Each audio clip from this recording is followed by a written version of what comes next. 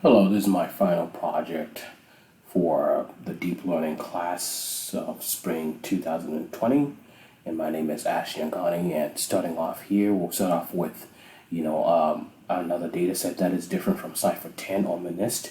And the one that I picked and found is SNCC 10, which is more or less, the same as Cipher 10, but a little bit more complex. It constitutes of 270,000 images, which is 4.5 times bigger than Cipher. But in the reason that, in deep learning, people kind of use this one is because it's a little bit more difficult than Cipher, but not as difficult as other bigger ones, and more complex ones like ImageNet 32 or ImageNet 64. And the images are the same size as the Cipher ones, which is 32 by 32, so they can be used with more or less the same code and just do a drop in for Cipher 10, using equally sized train and validation test splits and so forth. In each subset, there are about 90,000 images, across 10 classes, and, and there are 9,000 images per class, using suggested data split, this is a little bit 1.8 times as many training samples as the Cipher 10. And this can be found by going over to DataShare website, datashare.is.ed.ac.uk, and you'll be able to find that data set. And then now we'll move on to, just uploading, the Cipher 10 data set. And this is pretty much easy once you log into your remote instance, in Jupyter Notebooks. You'll be able to just create a new folder and upload their dataset in there. As you can see that I've done here, Cipher 10 dataset. And then in building and training the CNN dataset, for Cipher 10, considering that it has 60,000 images, you can split 50,000 into training and then 500 images in validation and 10,000 in as a test data set. For the first convolution layer, what we have is the shape is 9 by 32 by 32 by 3, and you'll be using a filter shape of 3 by 3 with an input channel of 3, since these are color images and not black and white, so you don't have to use one, you use 3. And then you use 64 out channels there, so you would have a filter shape of 3 by 3 by 3 by 64 while using a stride of 1, and padding as the same. In building the ReLU layer, you don't use any filter, and the input shape will be 3 by 3 by 32 with the same output shape of 3 by 3 by 32. And then we go on to the pooling layer, and this one would use as its inputs the outputs of the previous ReLU layer, so in this case here, you would have, the filter window shape is 1, 3, 3, 3. So output layer 32, outputs there. And then from there, you build the convolution layer 2, and it would have the same shape as the convolution layer 1.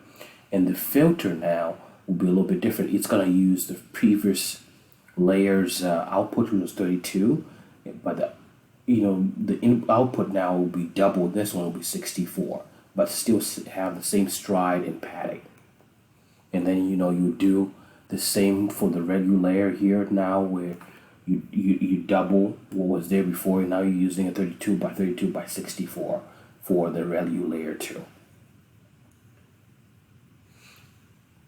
Now we come to the pooling layer 2. Here we would use a stride of 2, and input channel would be 64, and output channel would also be 64. So you would see here it's 8 by 8 by 64.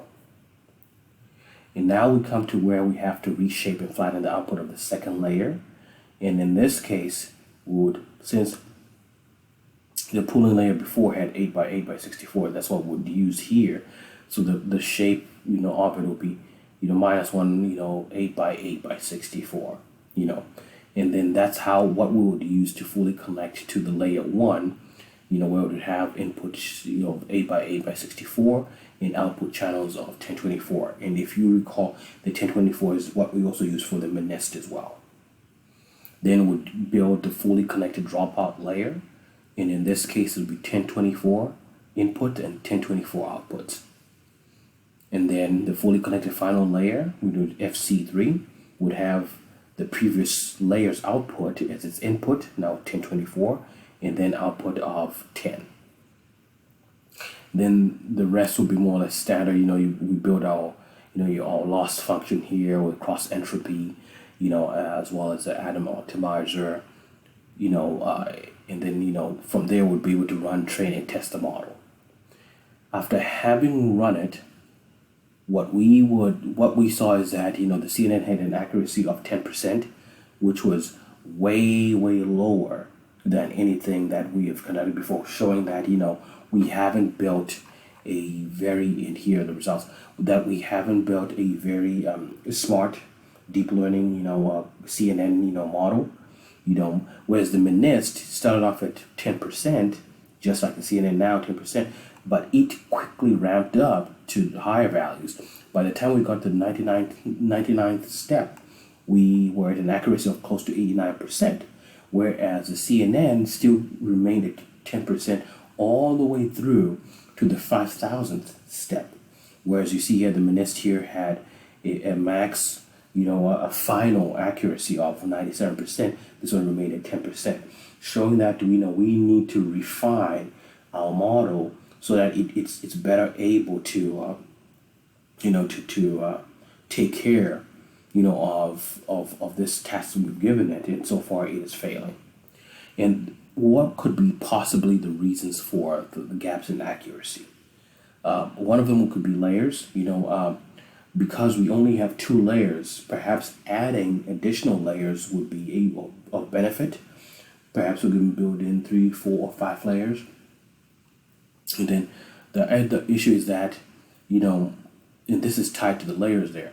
Remember our inputs. The Cipher 10 is a set of color images across 10 classes, whereas the MNIST, were grayscale. Now, grayscale is simpler to process because it has less data within it to process, whereas colors, demand a whole lot of more processing power. So because of that, we cannot build the same kind of layers and so forth that we did for MNIST. We have to be a little bit more fleshed out, a little bit more robust. So that could be the reason for the gap.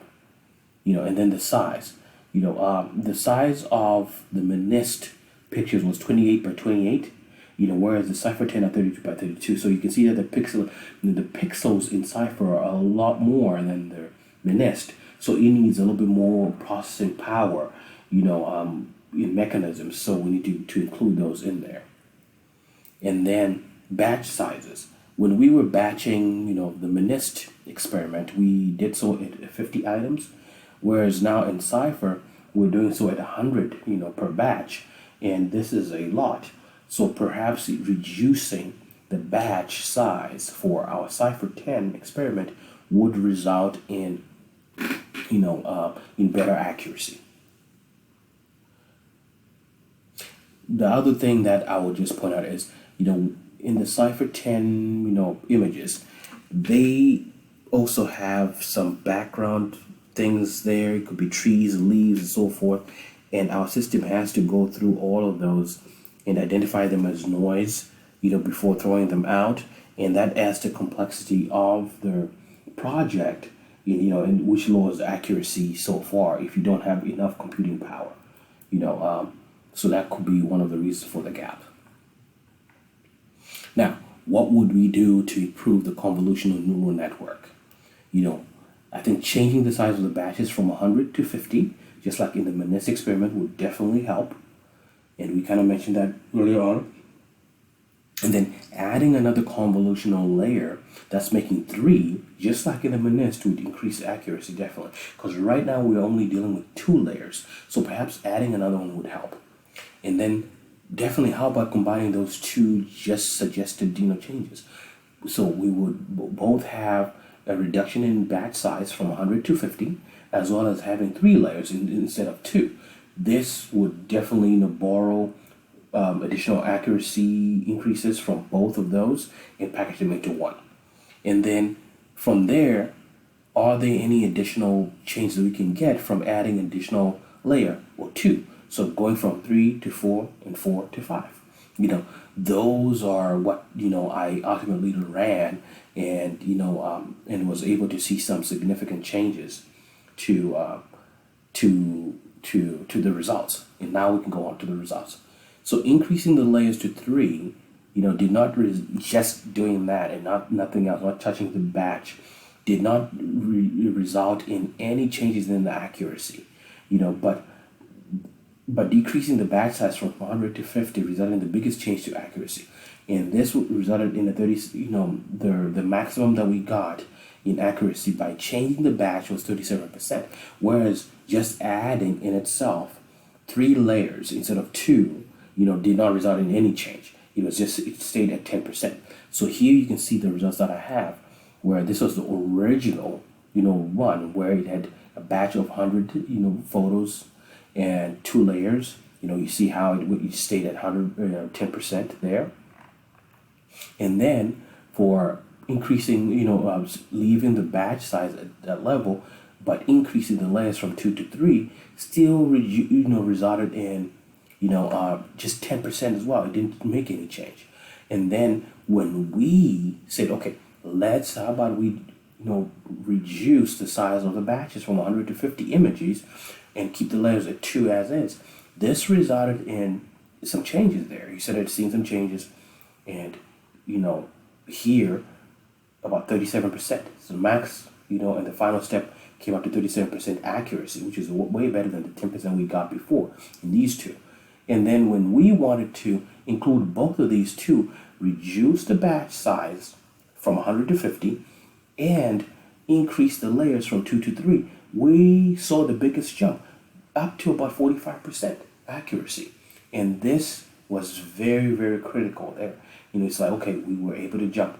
And then from there, we tried to keep the batch size the same at 50, but add additional layers. This is adding the 4th layer, and this one is adding the 5th layer. It did not result in anything significant. It actually resulted in a reduction in accuracy. So adding a 4th layer came up to 38% compared to 45% when you had 3 layers, and then just about 41% when you had a 5th layer, as opposed to 45% when you had 3 layers. So we see that the optimum, from at least the runs that we had so far, was having 3 layers and having a batch size of 50.